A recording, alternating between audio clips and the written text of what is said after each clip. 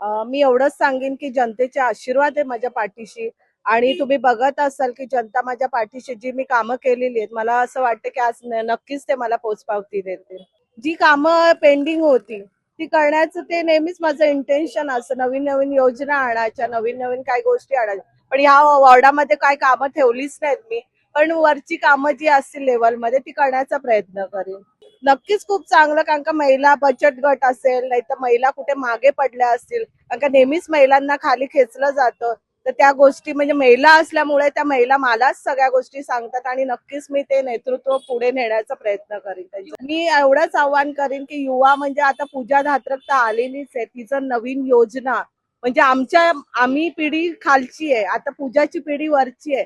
ती जी योजना आणेल नक्कीच ते चांगल्या होतील आणि नवीन नवीन योजना या डोंबिवलीमध्ये येतील असं मला वाटतंय. आणि युवा ही यायलाच पाहिजे याच्या म्हणजे इलेक्शन मध्ये निवडून यायलाच पाहिजे, तेवढंच मी म्हणेन.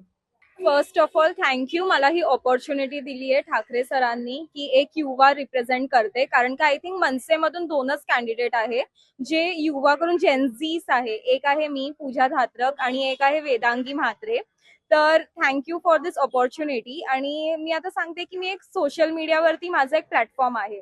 तर मोस्टली आता घरोघरी लोकांचे स्मॉल बिझनेसेस असतात, तर ते माझ्या थ्रूही प्रमोट करू शकता आणि त्यांचं एक साईड इन्कम ते करू शकता. सो ते ब्लाइंड ट्रस्टली म्हणजे माझ्याकडे येऊ शकते आणि मी त्यांचे प्रॉब्लेम सॉल्व्ह करू शकते.